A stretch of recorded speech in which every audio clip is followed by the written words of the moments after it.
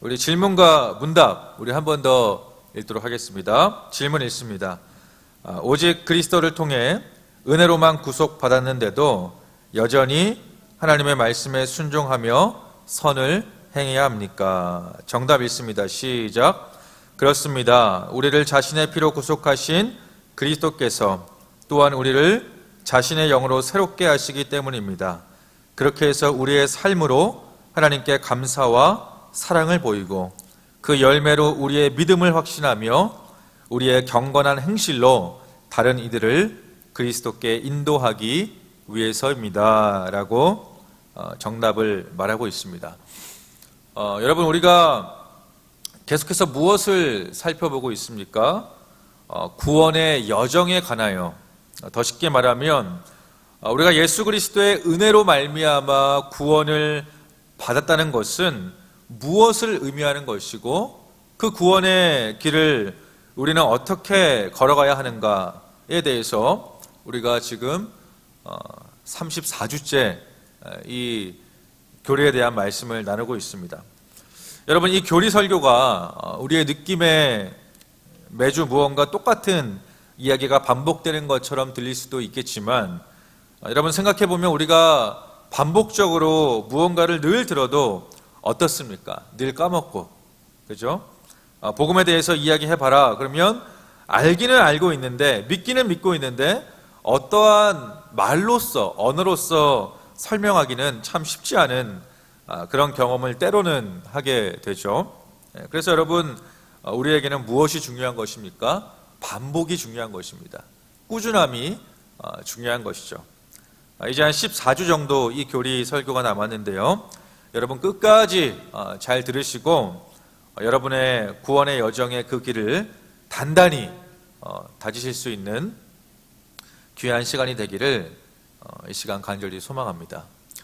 그렇다면 여러분 오늘 질문, 저는 여러분 오늘 질문을 읽으면서 유독 한 단어가 저의 눈에 들어오게 되었습니다. 그게 뭐냐면 제가 한 번 더 질문을 읽어볼까요? 오직 그리스도를 통해 은혜로만 구속받았는데도 여전히 하나님의 말씀에 순종하며 선을 행해야 합니까? 이거 중에 여러분 저는 여전히라는 글자가 저의 눈에 들어오게 되었습니다. 여전히 믿지만 여전히 선을 행해야 하는가라고 줄여볼 수도 있겠죠. 여러분, 그리스도를 통해 은혜로 구속받았다. 이것은 우리가 모두 아는 내용입니다. 그죠? 우리가 아는 내용일 뿐만 아니라 사실 우리 그리스도인이라면 우리가 지적으로도 동의가 되는 내용인 것 같습니다. 나의 생각, 나의 마음, 나의 삶을 통하여서 구원받을 수 없다라는 것은 저도 알고 여러분도 아는 내용입니다. 그러니 그러한 사실을 알고 있기 때문에 우리가 예수 그리스도를 감사함으로 믿고 있는 것이죠. 그죠? 여러분, 우리는 우리의 힘으로 구원받을 수 없고 그것이 성경이 말하고 있는 진리의 내용이라는 것도 우리는 알고 있습니다. 그래서 우리가 칭의라고 하죠. 우리가 2주 전에 배운 내용인데요. 이 칭의라는 것, 이것을 웨스트민스터 소요리 문답은 한 문장으로 이야기하고 있죠. 뭐라고 말하고 있냐면 칭의란 하나님의 값이 없는 은혜의 행위다라고 말하고 있습니다. 여러분, 우리가 우리의 구원, 그리스도를 통해 하나님의 은혜를 통하여 구원을 얻게 되었다. 다시 말하면 그리스도를 통하여 새로운 옷, 새로운 신분을 얻게 된 것이다 라는 것을 의미하고 있습니다. 그래서 오늘 우리가 읽은 본문에서도 계속해서 우리가 무엇이 되었다, 우리가 무엇이다 라는 우리를 지칭하는 신분에 대해서 이야기를 하고 있는 것이죠. 여러분, 신분이라는 것은 우리의 정체성을 나타내기도 하죠. 그래서 이런 말이 있지 않습니까?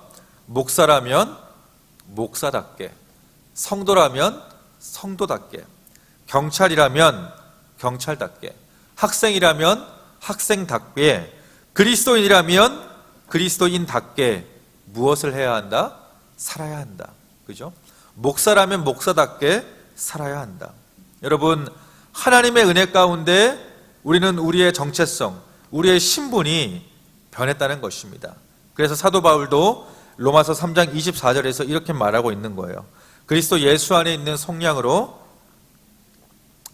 말미암아 하나님의 은혜로 값없이 의롭다 하심을 얻은 자 되었느니라. 이렇게 말하고 있죠. 여러분, 제가 방금 읽은 말씀 중에 이 속량이라는 것은 무엇입니까? 속량이라는 것은 구원, 또 해방이라는 뜻이고, 어근을 따라서 이렇게 쭉 올라가다 보면 대가를 지불하다, 상환하다, 뭐 이런 의미가 있는 단어입니다.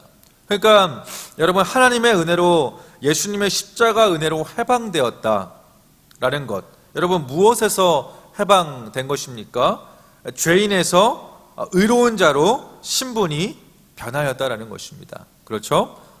이거 역시 전적으로 하나님의 은혜입니다. 여러분, 이러한 일이 신약에서 십자가 은혜로 우리에게 구체적으로 나타났다면, 십자가를 통하여서 이러한 일들이 우리에게 선명하게 드러났다면, 그래서 우리가 그리스도인이라는 신분을 얻게 되었다면 구약에서도 이런 일들이 등장하고 있죠. 무엇을 말하고 있는 것입니까? 바로 출애굽 사건입니다. 여러분, 출애굽 사건은 어떤 이야기냐면 말 그대로 애굽을 나가는 이야기라는 뜻이죠. 여러분, 이 출애굽 시대에는 이스라엘 백성들의 고통이 정점을 찍고 있었던 상태였습니다. 그래서 성경은 그들이 너무 고된 노동으로 말미암아 탄식하고 부르짖었다라고 기록되어져 있고요. 그리고 성경은 430년이라는 역사가 이들을 노예라는 상황으로 묶고 있었다, 이렇게 기록하고 있습니다. 출애굽기 12장 40절입니다. 이스라엘 자손이 애굽에 거주한 지 430년이라. 여러분, 430년의 노예 생활을 하고 있었던 그들을 그냥 가만히 두면, 누군가의 개입이 없이 가만히 두면 여러분 어떤 일들이 일어났을까요? 아마도 예상하건대 400년, 500년, 600년 그대로 아무런 소망이 없이 그냥 노예의 삶을 이어가야 했지만, 여러분, 누가 이들을 지켜보고 계셨고 누가 이들과 언약, 약속을 해주셨습니까? 하나님을 알지 못하는 바로의 문화와 풍습 가운데 이들이 살아가고 있었지만, 그래서 평생을 대대손손 노예의 삶을 이어가야 마땅했지만 그 굴레를 하나님이 끊어 버리시는 것입니다. 하나님이 이 민족에게 집중하고 계셨고, 하나님이 이 민족을 알고 계셨고, 하나님이 이 민족을 보고 계셨다라는 거예요. 하나님께서 이 민족에 대한 계획과 꿈이 있으셨다라는 것을 의미하는 것입니다. 여러분, 제가 출애굽기 2장 24절부터 25절까지의 말씀을 읽어드리겠습니다. 하나님이 그들의 고통 소리를 들으시고 하나님이 아브라함과 이삭과 야곱에게 세운 그의 언약을 기억하사 하나님이 이스라엘 자손을 돌보셨고 하나님이 그들을 기억하셨더라. 여러분, 원래는 이렇게 한 문장 가운데 주어가 동일하게 반복해서 나오게 되면 그 주어는 한 번만 표시되는 것이 히브리 문장의 통상적인 표현이라고 합니다. 그러니까 원래는 하나님이 그들의 고통 소리를 들으셨고 언약을 기억하셨고 돌보셨다, 이렇게 적어야, 이렇게 기록하는 것이 히브리 문법상 일반적인 표현이라는 거예요.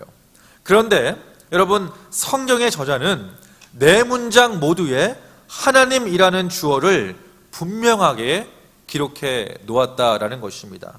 하나님이 그 고통 소리를 들으시고 하나님이 그 언약을 기억하셨고 하나님이 이스라엘 자손을 보셨고 하나님이 아셨다.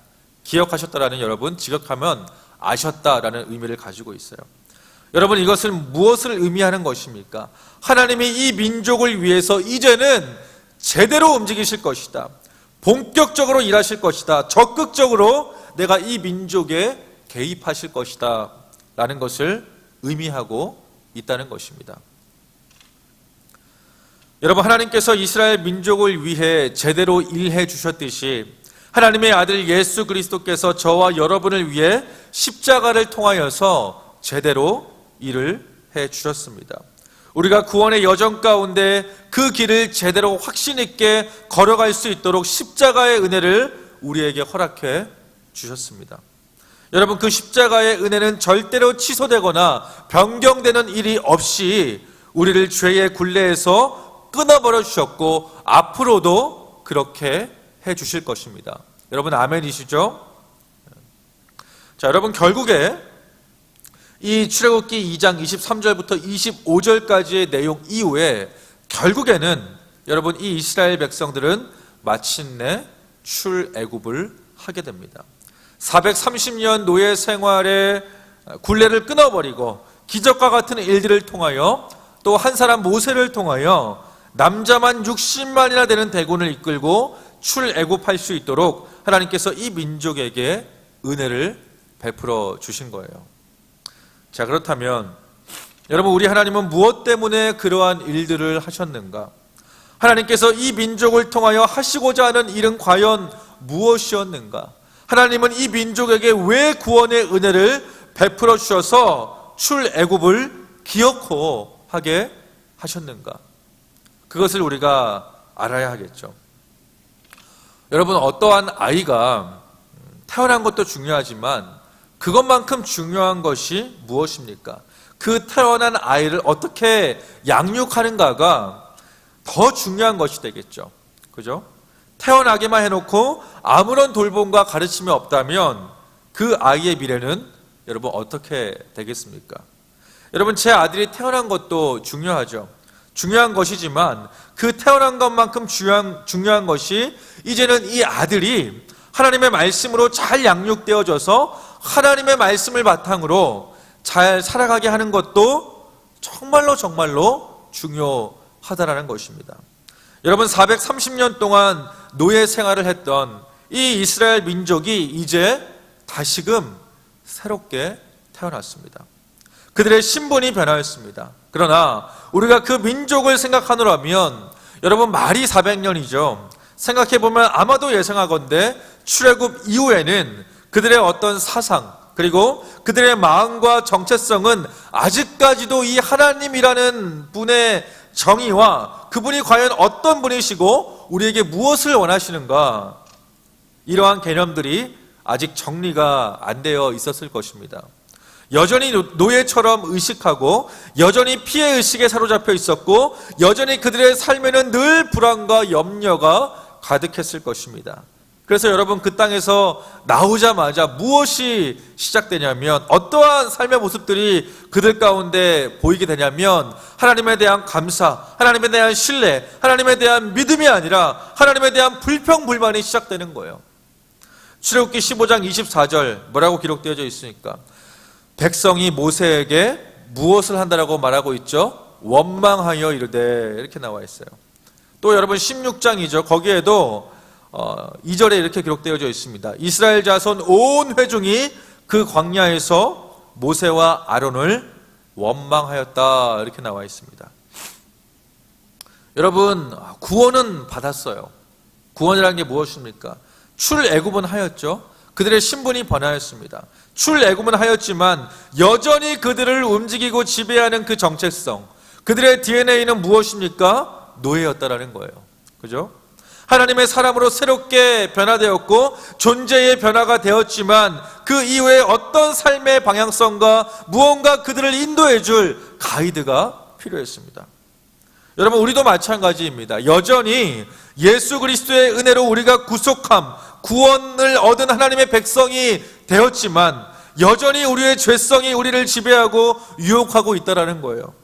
그래서 여러분, 우리는 늘 구속함을 얻은 하나님의 백성들이 되었지만 그럼에도 불구하고 우리의 죄성이 이 은혜를 집어삼키지 못하도록 우리의 정체성과 우리의 신앙과 우리의 삶을 잘 지켜나가야 한다는 것입니다.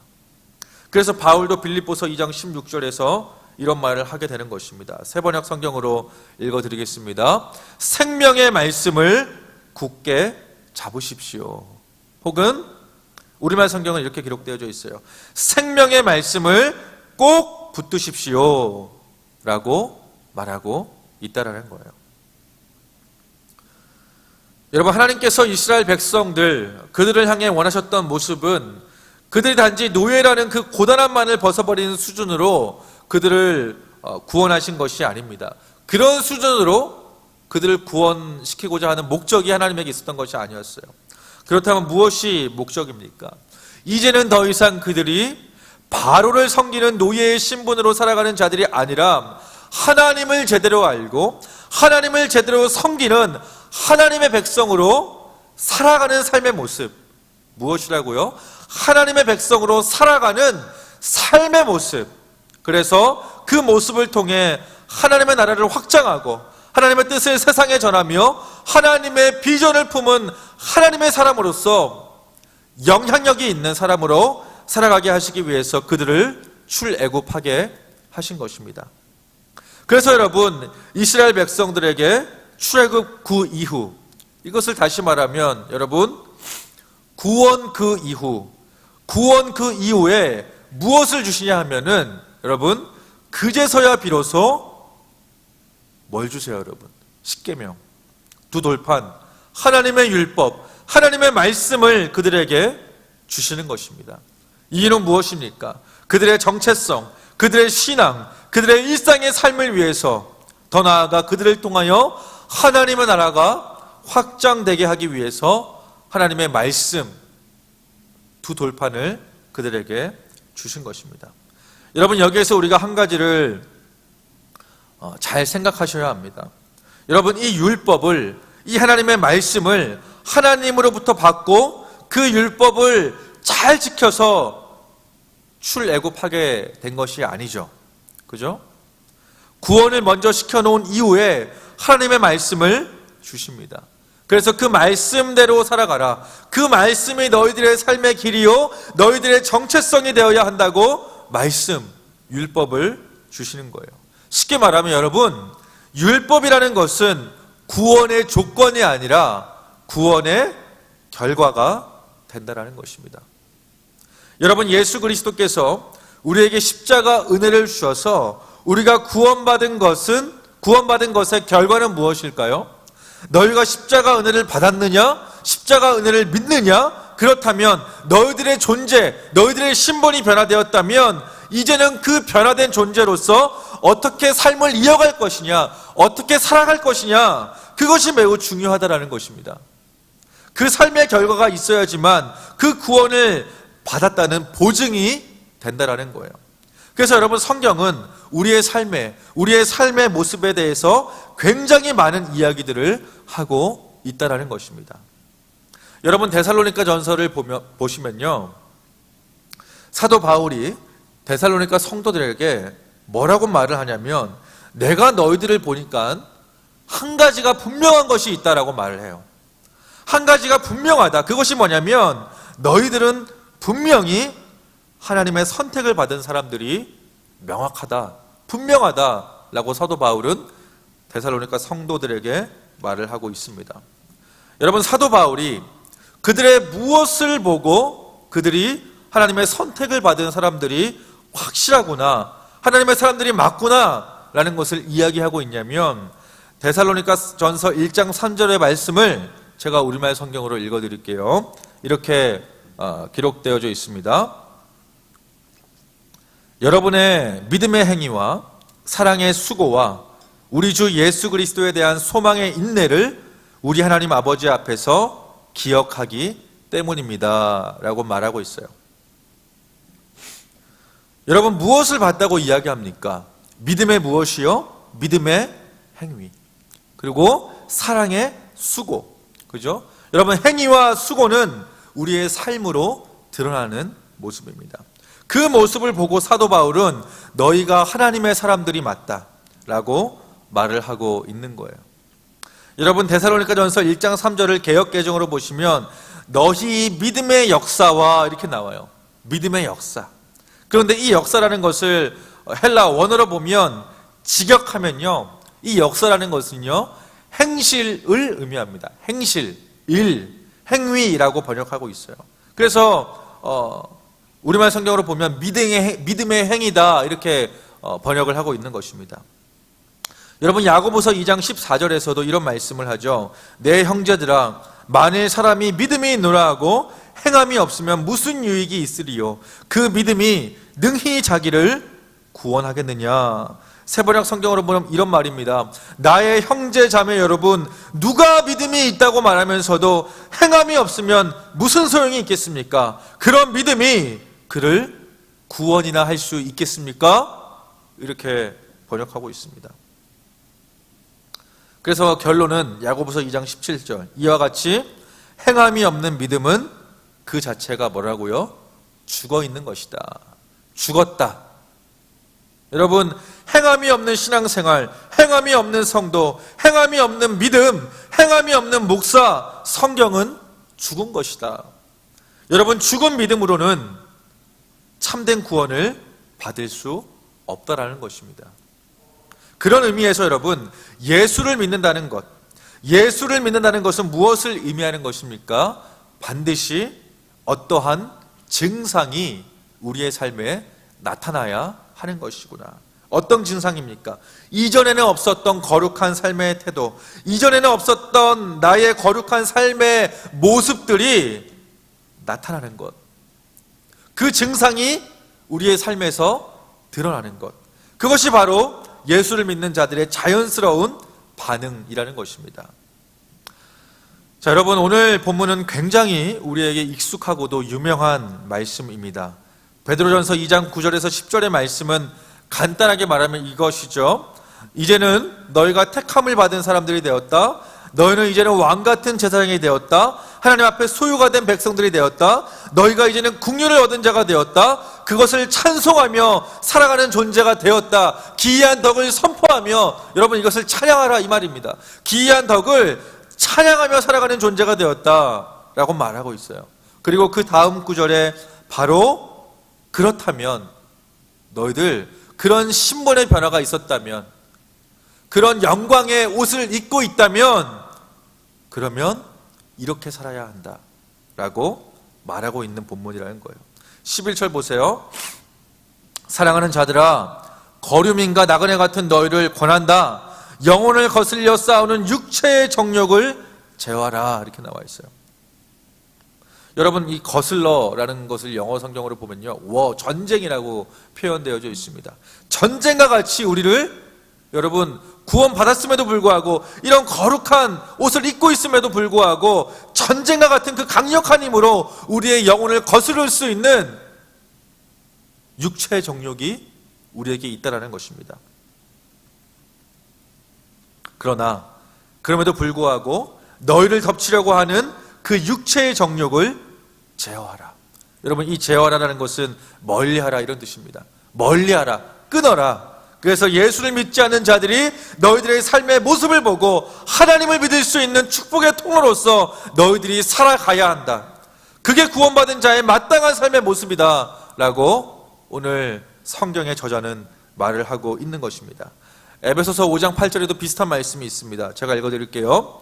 너희가 전에는 어둠이더니 이제는 주 안에서 빛이라. 그래서 뭐 어떻게 하라고 말씀하고 있습니까? 주 안에서 빛이라. 그러니 빛의 자녀들처럼 행하라. 이렇게 나와 있어요. 우리말 성경으로 보면 여러분이 이전에는 어둠이었으나 지금은 주님 안에서 빛입니다. 그러니 빛의 자녀답게 사십시오. 이렇게 말하고 있다는 것이죠. 여러분, 성경은요, 무언가 어떠한 교리만을 이야기하다가 그 단락이 끝이 나지 않습니다. 성경은요, 우리에게 구원의 근거와 구원의 기쁨을 설명한 이후에 반드시, 그러니 결론은 그 옷에 맞는 삶, 구원이라는 옷에 맞는 삶을 너희는 실제적으로 살아가야 한다. 그것이 진짜 살아있는 믿음, 하나님이 기뻐하시는 성도의 모습이다라고 말하고 있다라는 거예요. 여러분, 고린도전서 15장은 부활장으로 유명합니다. 그런데 그 부활장, 주님의 부활에 대해서 1절부터 57절까지 사도 바울이 엄청나게 많은 것들을 이야기하면서 설명을 합니다. 그래서 마지막 절에 뭐라고 결론을 짓냐면 이렇게 말을 해요. 여러분, 부활을 이야기한 뒤에 마지막의 결론은 뭐냐면 이렇게 얘기합니다. 그러므로 내 사랑하는 형제들아, 견실하며 흔들리지 말고 항상 주의 일에 더욱 힘쓰는 자들이 되라. 이는 너희 수고가 주 안에서 헛되지 않은 줄 알미라. 이렇게 결론을 맺고 있습니다. 여러분, 요즘 우리 새벽 예배 때 열왕기서와 역대기를 다루고 있죠. 여러분, 결국 북이스라엘과 남유다, 이 두 나라가 결국에 하나님 앞에서 망해버린 가장 근본적인 이유는 뭐냐면, 결국에는 하나님의 말씀에 합당한 삶을 살아가지 못했기 때문에 하나님은 이 두 나라를 이방의 왕에 맡겨버리신 것입니다. 여러분, 결국에는 우리의 삶이에요. 우리의 삶이 그만큼 중요하다라는 것입니다. 하나님의 구원을 알고 믿고 그리스도인이라는 정체성을 내가 가지고 있다면, 여러분, 그것이 진짜 믿음이요 진짜 신앙이라는 것을 확인하기 위해서는 이전과는 다른 어떤 거룩한 부분들이 나에게 생겼는지, 나는 예수를 믿고 있는 자의 그 거룩한 증상이 나에게는 나타나고 있는지, 구원 그 이후의 삶을 나는 거룩한 삶으로 하나님 앞에서 정직하게 보내고 있는지, 여러분, 저도 말씀을 준비하면서 이전과는 다른 나의 삶에 어떤 부분들이 있는가라는 생각을 해보았습니다. 결론은요, 말씀드리지 않을게요. 여러분, 신앙은 하나님과 자신과의 싸움 아니겠습니까? 여러분, 하나님 앞에서 남 생각할 것도 없고, 여러분 자신의 모습을 한번 정직하게 돌아보시고 생각해 보십시오. 예수를 믿는다고 말은 하고 예배를 드리지만 정작 중요한 삶의 모습들이 빠져 있는 것은 아닌지 정직하게 고민해 보시고 생각해 보셔서 오늘 말씀과 같이 여러분 각자의 가정과 교회와 직장에서 택하신 족속, 왕같은 제사장, 거룩한 나라, 하나님의 소유된 백성이라는 타이틀이 잘 어울릴 수 있는 삶으로 잘 살아가실 수 있는 은혜가 우리 모두에게 있기를 이 시간 주님의 이름으로 축원드립니다. 기도하겠습니다.